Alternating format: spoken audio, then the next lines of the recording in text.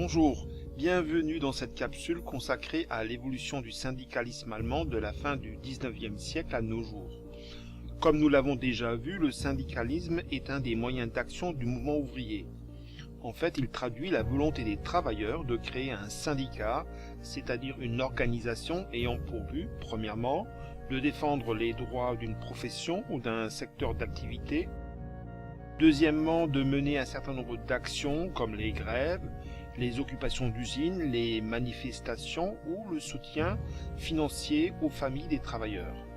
Mais d'une manière générale, il définit également une doctrine sociale selon laquelle tous les travailleurs devraient se regrouper au sein de syndicats afin de pouvoir défendre leurs intérêts communs comme l'augmentation des salaires, les conditions de travail, voire la sécurité de l'emploi. Comme pour les partis ouvriers, le mouvement syndical est fortement divisé à la fin du XIXe siècle entre syndicats socialisants, indépendants ou chrétiens.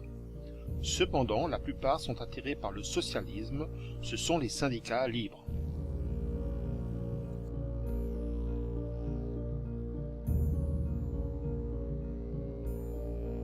En 1892, le mouvement syndical franchit un premier pas en réunissant au sein d'une même organisation les différents syndicats libres d'Allemagne, c'est l'ADGB, der Allgemeine Deutsche Gewerkschaftsbund, en français la Confédération générale des syndicats allemands. Ce qui caractérise cette confédération par rapport à d'autres syndicats européens, ce sont les liens très étroits entre le SPD et l'ADGB. En effet, les dirigeants syndicaux intègrent massivement la direction du SPD, de même que les adhérents de l'ADGB deviennent membres du SPD, si bien que l'ADGB peut être considéré comme la courroie de transmission du SPD. D'une manière générale, le rapprochement entre les deux organisations renforce le mouvement ouvrier et lui permet de développer son influence en Allemagne, d'autant plus que l'ADGB est idéologiquement proche de la ligne réformiste majoritaire au sein du SPD, c'est-à-dire de chercher par des réformes sociales d'intégrer les ouvriers dans la société allemande. Cette ligne ne bougera pas jusqu'en 1933, date de la suppression du syndicalisme en Allemagne par les nazis. Le NSDAP, le parti nazi, qui était à l'origine un parti ouvrier d'extrême droite, reprend et réorganise le mouvement ouvrier dans le cadre d'une de ses organisations, le DAF, Deutsche Arbeitsfront, que l'on peut traduire par le Front allemand du travail. En opposition aux syndicats qui avaient une ligne d'opposition, voire de confrontation par rapport au patronat, le Front avait pour but la paix sociale au sein des entreprises, si bien qu'il regroupa patrons et ouvriers au sein d'une même organisation. Officiellement, plus de 25 millions d'ouvriers furent membres du Front et indirectement donc du parti nazi.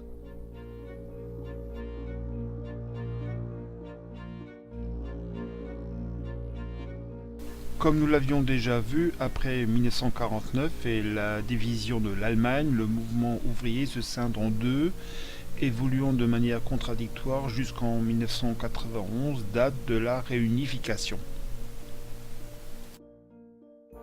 En République démocratique allemande, les institutions du mouvement ouvrier se confondent peu à peu avec l'État est-allemand. Ainsi, sur le plan syndical, le FDGB, der Freie Deutsche Gewerkschaftsbund, que l'on pourrait traduire par la Confédération syndicale libre allemande, cela ne s'invente pas, est en fait une organisation dépendante du SED, le parti dirigeant de la RDA, et sert uniquement d'encadrement et de courroie de transmission entre le parti et le monde du travail.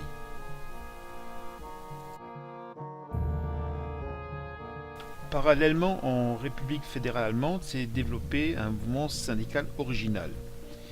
Il est le résultat du contexte économique et social de l'après-guerre et surtout de la manière dont les Allemands de l'Ouest ont reconstruit leur économie.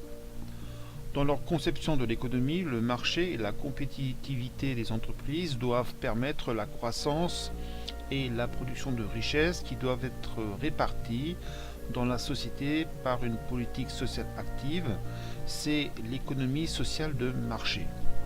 Cette politique sociale ne doit pas émaner de l'État, mais d'une négociation au sein des entreprises entre syndicats et patronat, syndicats et direction devenant non des adversaires mais des partenaires pour gérer l'entreprise, c'est la cogestion. Ainsi, cette nouvelle donne va avoir un impact fondamental sur l'organisation du syndicalisme ouest-allemand après la Seconde Guerre mondiale. Premièrement, par rapport à avant 1933, le syndicalisme se veut plus indépendant, c'est-à-dire moins lié au SPD. Deuxièmement, c'est un syndicalisme qui repose sur des branches d'activité. Ainsi, lorsqu'on travaille dans la métallurgie ou dans l'industrie automobile, on ne peut adhérer qu'au syndicat de la métallurgie, IG Metall. Troisièmement, l'Allemagne de l'Ouest connaît un syndicalisme unifié, c'est-à-dire que tous les syndicats de branche se regroupent au sein du DGB, Deutsche Gewerkschaftsbund, la confédération syndicale allemande. D'une manière générale, c'est un syndicalisme attaché au dialogue social et à la cogestion.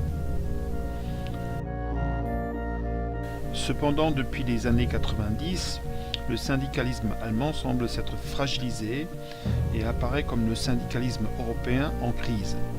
Cette crise se traduit en Allemagne par une baisse du nombre de syndiqués et par l'éclatement syndical au profit dorénavant de revendications secteur par secteur. L'explication est que le nouveau contexte économique en Allemagne, depuis la réunification, a profondément fragilisé et transformé le monde ouvrier.